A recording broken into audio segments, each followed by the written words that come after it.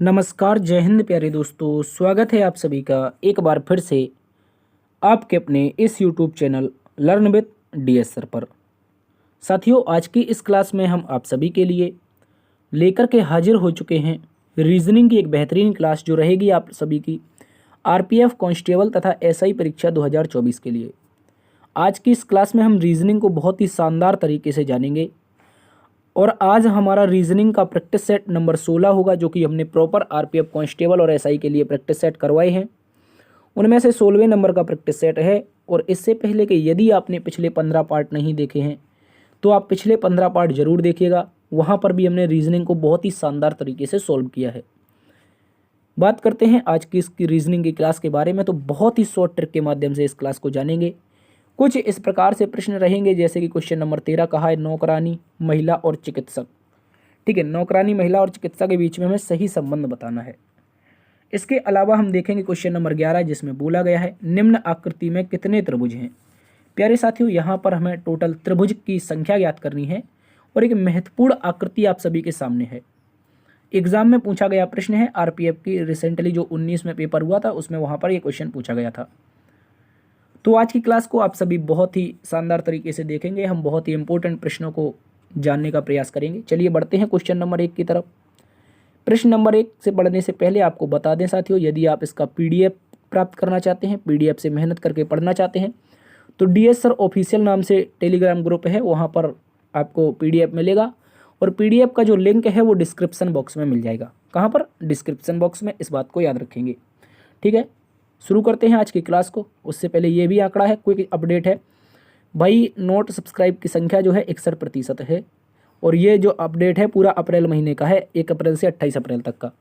आप लोगों के लिए बहुत ही बेहतरीन तरीके से हम रीजनिंग करवा रहे हैं। तो यार आप लोगों का दायित्व तो बनता है कि आप चैनल को थोड़ा सा समय निकाल करके टक से दबा दीजिए, जिससे चैनल अपना क्या हो जाए, सब्सक्राइब हो जाए और आने वाली जो वीडियो है उसका अपडेट आप लोगों को मिलता रहे। 38% साथी जिन्होंने चैनल को सब्सक्राइब किया है, आप लोगों का बहुत बहुत धन्यवाद।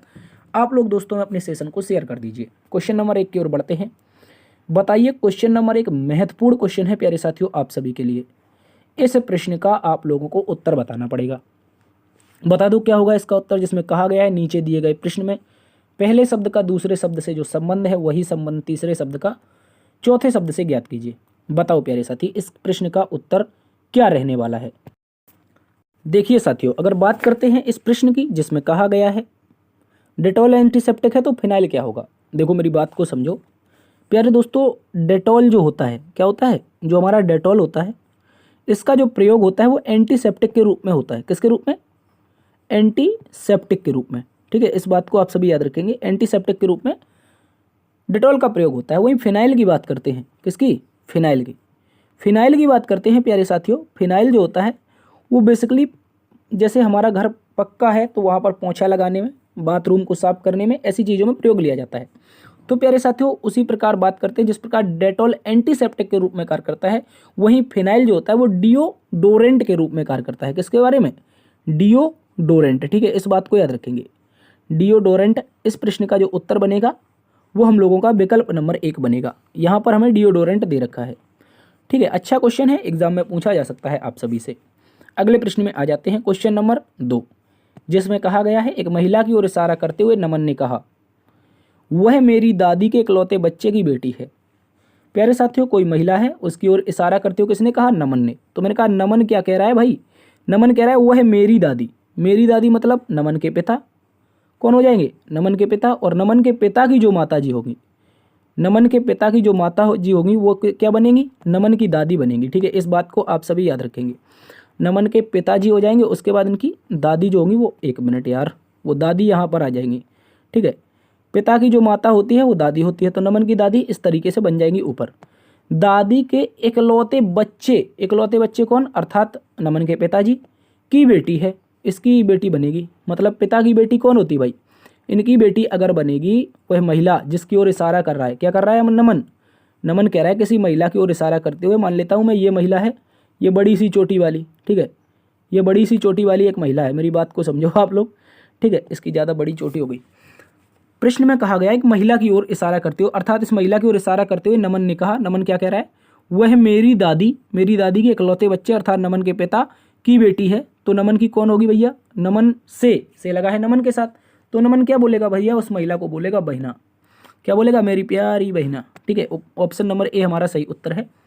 क्या आ जाएगी, बहन इस प्रश्न का सही जवाब है। अगले प्रश्न में आ जाओ।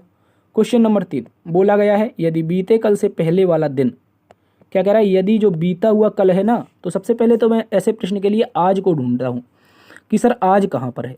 अब देखो, अब देख लो, यहाँ पर आगे जाओगे तो आने वाला और पीछे जाओगे तो बीता हुआ।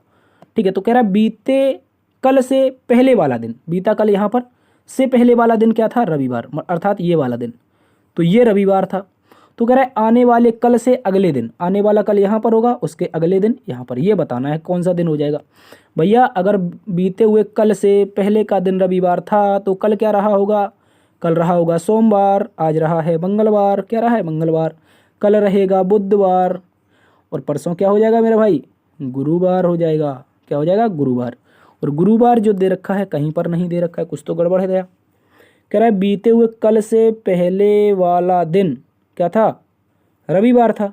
बीते कल से, एक मिनट मेरी बात को समझो, बीता हुआ कल, एक मिनट यार ये हो क्या रहा है, बीते हुए कल मतलब ये वाला कल, से पहले वाला दिन, से पहले वाला दिन रविवार था, तो आने वाले कल से अगले दिन से तीसरे दिन, ओहो अगले दिन से तीसरे दिन, आने वाले कल से अगले दिन से तीसरे दिन, आने वाला कल कहाँ पर है, ये हमारा बुध, आने वाले कल से अगले दिन से तीसरे दिन, यहाँ से भी तीसरा, पहला दूसरा और तीसरा, इस तरह से।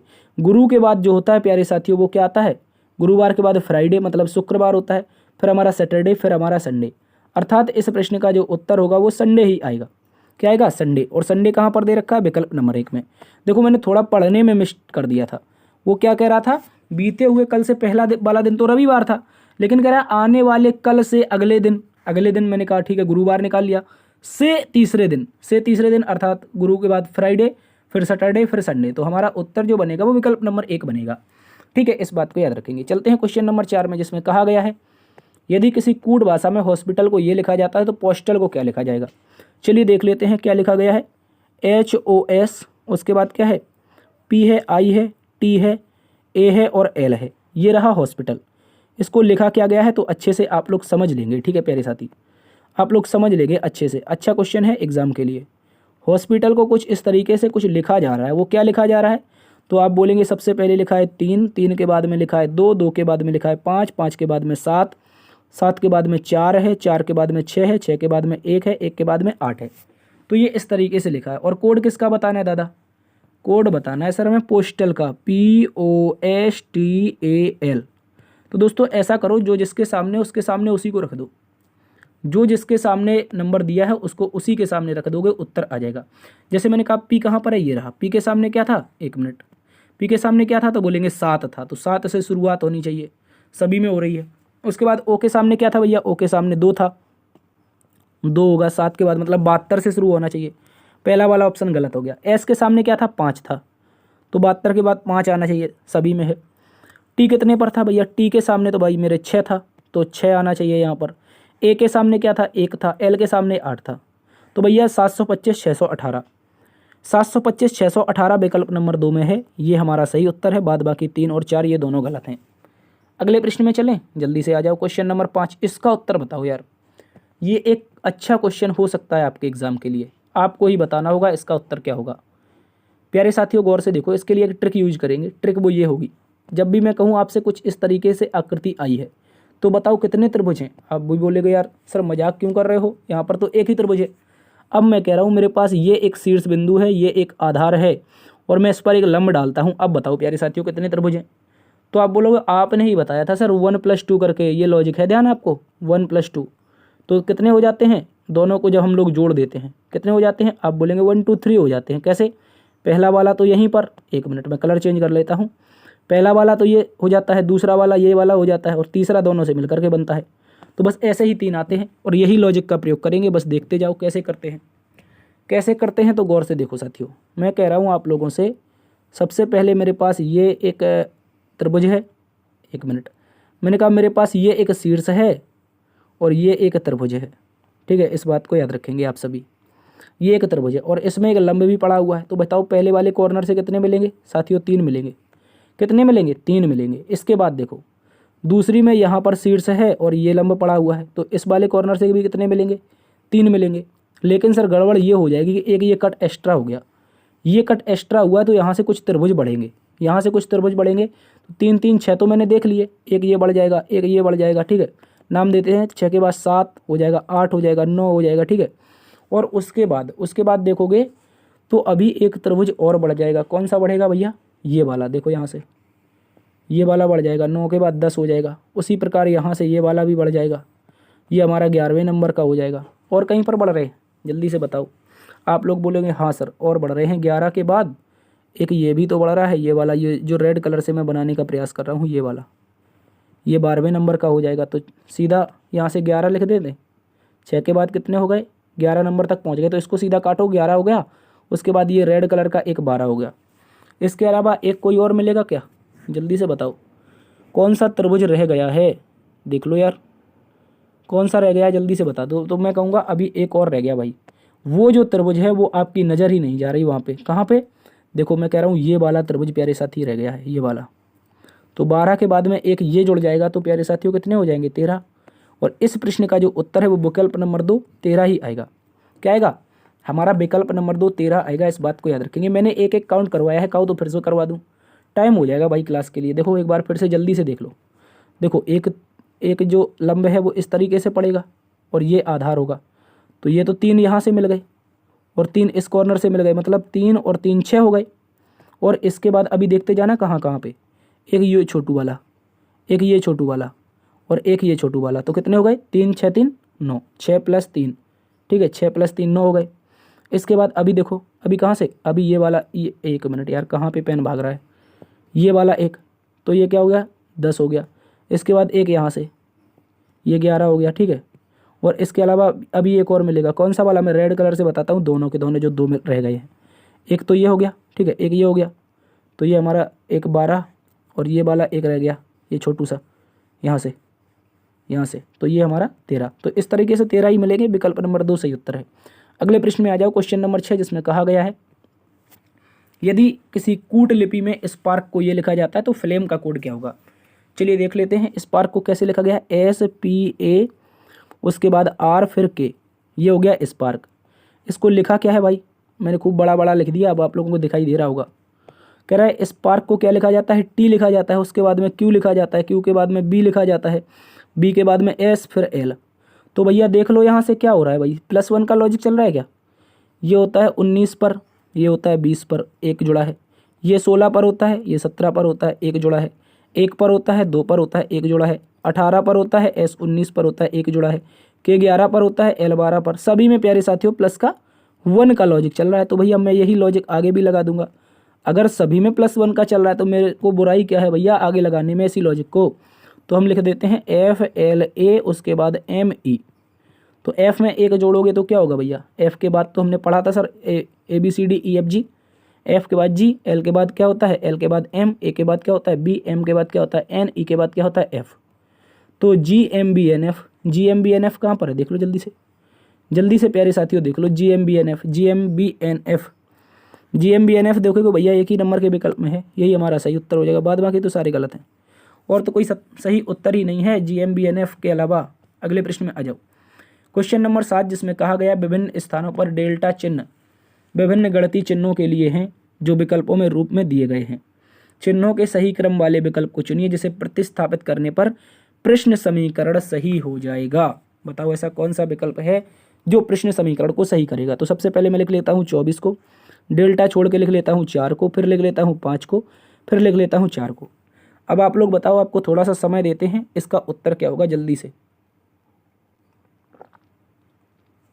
देखो मेरी बात को समझो, पहले अगर पहले नंबर का विकल्प यूज करेंगे तो यहाँ पर क्या हो जाएगा भैया, यहाँ पर हो जाएगा 24 चौके 96, 96 और 5 क्या हो जाएगा, 96 और 5 101, तो बराबर में कभी 4 होगा ही नहीं। तो इसका मतलब क्या है, फालतू में विकल्प नंबर 1 यूज कर रहे हैं। दूसरे को देखो प्लस हो जाएगा, 1 मिनट, दूसरे वाले में पहले में प्लस दूसरे में गुणा, तो 4 पंचे 20 ही हो जाएगा, 24 से 44 हो जाएगा। तो भाई फिर से 4 के बराबर नहीं आएगा, तो दूसरा वाला भी हमारा क्या है साथियों, गलत है। तीसरे को देखो, यहाँ पर बराबर लगाओ, यहाँ पर गुणा लगाओ और यहाँ पर प्लस लगाओ, तो 5 चौके 20 ये हो जाएगा और 4 इस 1 मिनट यार, 5 चौके 24 कैसे कर दिया, 5 चौके 20 ये हो जाएगा और 4 यहाँ पे जुड़ जाएगा, तो 24 बराबर 24 ये प्यारे साथियों हो जाएगा। क्या हो जाएगा? LHS is equal to RHS। विकल्प नंबर 2 से हमारा सही उत्तर है। 2 नंबर का विकल्प है जो कि तीसरे स्थान पर है, गौर से याद रखेंगे। उत्तर क्या बनेगा? विकल्प नंबर 2। अगले प्रश्न में आ जाओ। कहा गया है क्या जंगली जानवरों के शिकार पर प्रतिबंध होना चाहिए? भाई कथन है, कथन को पढ़ो और प्यारे साथियों अपनी बुद्धि का दिमाग लगाओ और इसके जो तर्क हैं वो बताओ। कहा गया है जो क्या क्या कह रहा है कि क्या जंगली जानवरों के शिकार पर प्रतिबंध होना चाहिए? तर्क नंबर 1, हाँ, इसके कारण विशेष प्रजातियां विलुप्त हो सकती हैं। बिल्कुल सही बात है। कई ऐसी प्रजातियां हैं जो विलुप्त होने की कगार पर हैं या विलुप्त हो ही गई थी। लगभग हम सीधे से एग्जाम्पल लेते हैं चीते का। अभी रिसेंटली भारत में चीता कहाँ से आया है? साउथ अफ्रीका से और नामीबिया से। तो दोस्तों वहाँ पर भारत में क्या था, चीते सारे के सारे विलुप्त हो गए थे।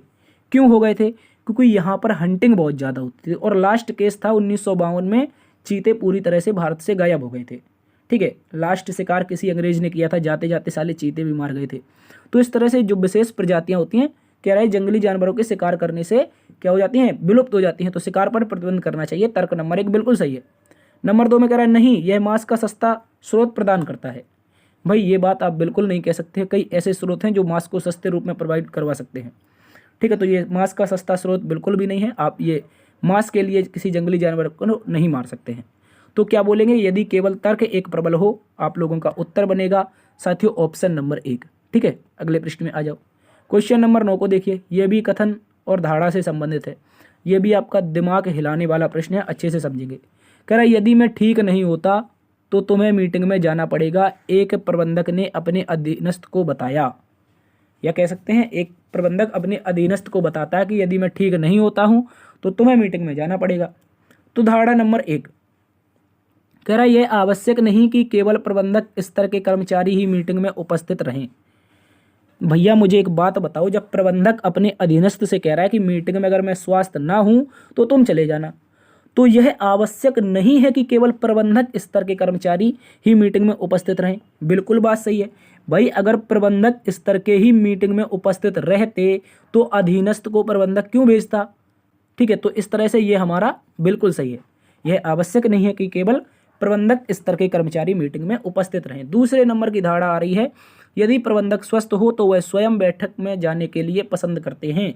ये बात भी बिल्कुल सही है। कह रहा अगर मैं स्वस्थ नहीं होता हूं तो तुम जाइए मीटिंग में, अगर मैं स्वस्थ हूँगा तो मैं चला जाऊंगा। अर्थात दोनों की दोनों धारणाएं निकल रही हैं और दोनों निहित हैं, तो बोलेंगे यदि 1 और 2 दोनों निहित हैं। विकल्प नंबर हमारा ई इस प्रश्न का बिल्कुल सही जवाब होगा। अगले प्रश्न में आ जाओ। क्वेश्चन नंबर 10 जिसमें बोला गया है नौकरानी, चिकित्सक और महिला। नौकरानी, चिकित्सक और महिला में बताओ इसका उत्तर क्या बनेगा? तो प्यारे साथियों सबसे पहले एक आरेख बनाएंगे जो किसको डिनोट करेगा? वुमेन को, यानी कि महिला को। ठीक है, इस बात को याद रखेंगे। और महिला को डिनोट करने के लिए हमें एक और आरेख बनाना पड़ेगा जिसमें हमारा रिप्रेजेंट करेगा चिकित्सक को। किसको? महिलाओं का जो कुछ पार्ट होगा वो किसको रिप्रेजेंट करेगा?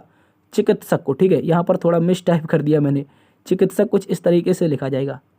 ठीक है, ये गड़बड़ है यार, डॉक्टर सीधा लिख देते हैं। ठीक है, कुछ महिलाओं का जो पार्ट होगा प्यारे साथियों वो क्या बन जाएगा? डॉक्टर बन जाएगा।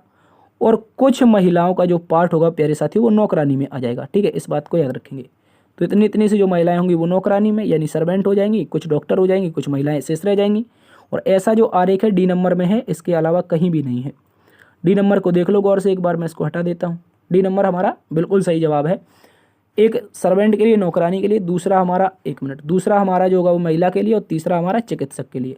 अगले प्रश्न में आ जाइए। क्वेश्चन नंबर 11 जिसमें बोला गया है एम का पुत्र पी, क्या बोल रहे हैं यार, यहाँ पर बोला गया है एम पी का पुत्र है। जो एम नाम का शख्स है वो पुत्र है किसका? पी का। इस बात को याद रखेंगे, एम पी का पुत्र है। बिल्कुल सही बात है।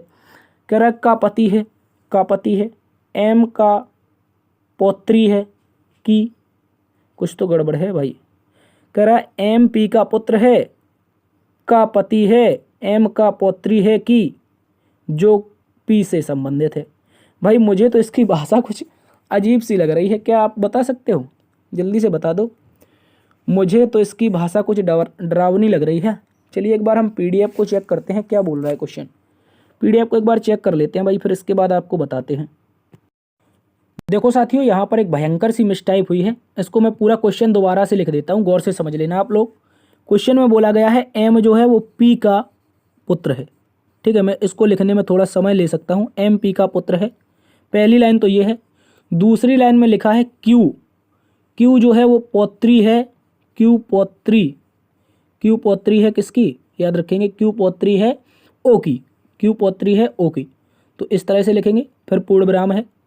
ठीक है, उसके बाद में बोला है जो, एक मिनट, यहाँ पर बोला है क्यू पौत्री है ओ की, जो क्या कह रहा है, यहाँ पर बोला गया है जो पी का पति है, जो पी का पति है। इस तरह से क्वेश्चन है, कह रहा है कि एम पी का पुत्र है, क्यू पौत्री है ओ की, जो पी का पति है।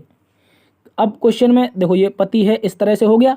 अब इसके बाद बोल रहा है एम का ओ से क्या संबंध है, एम का ओ से क्या संबंध है, ये बताना है। चलिए देखिए, हम बता देते हैं आप लोगों को। ये क्वेश्चन आप लोगों को प्यारे साथियों पीडीएफ में एडिट मिल जाएगा, कोई बात नहीं, ठीक है। पीडीएफ में ये पूरी की पूरी लाइन आपको सुधरी हुई मिलेगी। क्वेश्चन आपके सामने ये है, एम जो है वो पी का पुत्र है। तो मैं प्यारे साथियों एम को पुत्र बना देता हूँ, कलर चेंज कर लूँ। ठीक है, जो एम है प्यारे साथियों वो पुत्र हो जाएगा किसका, तो याद रखेंगे पी का। ठीक है, एम पी का पुत्र है। क्यू पौत्री है ओ की, क्यू पौत्री, एक मिनट यार कुछ तो गड़बड़ हो रही है। एम जो है प्यारे साथियों ये पुत्र है किसका, पी का। चलिए पहली लाइन कन्फर्म है, क्यू पौत्री है ओ की, क्यू जो है वो पौत्री है ओ की, जो पी का पति है। ये बात अब बन जाएगी, जो के पहले जो लेटर आता है वही पीछे वाले का हो जाता है संबंध। जैसे मैंने कहा क्यू जो है वो पौत्री है ओ की, जो पी का पति है। जो पति किसका है, पी का। कौन पति है भैया, ये जो महिला है पी, इसका पति कौन है, आप बोलेंगे सर ओ। क्यू तो पौत्री है ओ की, जो पी का पति है, मतलब ओ पति है किसका, पी का, तो इसके लिए पॉजिटिव लगाएंगे। अब भाई क्यू पौत्री कैसे बनेगी, क्योंकि ओ का पुत्र एम है और एम की जो पुत्री होगी, एम की जो पुत्री होगी वो हो जाएगी प्यारे साथियों क्यू। ठीक है, कौन हो जाएगी, तो याद रखेंगे क्यू पौत्री, यानी कि पौत्री तो माइनस लगाएंगे किसकी, ओ की। एम की जब पुत्री बनेगी क्यू, वही ओ की पौत्री होगी, इस बात को याद रखेंगे। क्वेश्चन में पूछा है एम का ओ से क्या संबंध है, से लगा है ओ के साथ। ओ क्या बोलेगा एम को, भैया एम को बोलेगा पुत्र, मेरा प्यारा पुत्र है भैया। क्या है, मेरा प्यारा पुत्र है। विकल्प नंबर 1 में दिया है, ये सही उत्तर है। देखो आप बिल्कुल भी टेंशन मत लो, ये क्वेश्चन जो है पीडीएफ में आप लोगों को एज इट इज सुधरा हुआ मिलेगा, जो हमने यहाँ पर आप लोगों को लिखवाया है। और प्यारे साथियों आज की क्लास में यहीं पर विराम देते हैं। आशा करते हैं क्लास पसंद आई होगी। यदि इस तरह की निरंतर क्लासेस पसंद आ रही तो धड़ाधड़ सब्सक्राइब मारते जाओ। 61% ऐसे साथी हैं जिन्होंने अप्रैल में बिल्कुल भी सब्सक्राइब नहीं किया है। ठीक है, इस बात को याद रखेंगे। तो प्लीज़ यार आप लोग चैनल को सब्सक्राइब ज़्यादा से ज़्यादा करेंगे। 38% साथी जिन्होंने सब्सक्राइब कर दिया है, आप लोगों का बहुत बहुत धन्यवाद। आज हो सकता है हम 20,000 पर पहुँच जाए जैसे ही आप सब्सक्राइब कर दें। ठीक है, जल्दी से कर दीजिए। अपनी जो क्लास है, या कह सकते हैं आपका ही चैनल है यार, 20,000 पर पहुँच जाएगा। अच्छा कंटेंट आप लोगों के लाते रहेंगे। बस आज की क्लास में फ़िलहाल इतना ही। मस्त रहिए, स्वस्थ रहिए, खुश रहिए, खाते पीते रहिए। गर्मी बहुत ज़्यादा है, हल्का भोजन करना है। ठीक है, बीमार मत हो जाना। और सेशन को लाइक शेयर दोस्तों में ज़्यादा से ज़्यादा कीजिए। चैनल को सब्सक्राइब कर लीजिए। देखते रहिए आपका अपना परिवार लर्न विद डीएल सर। मिलते हैं एक नई वीडियो में, तब तक के लिए अपना ख्याल रखना। जय हिंद, जय भारत, जय माँ सरस्वती।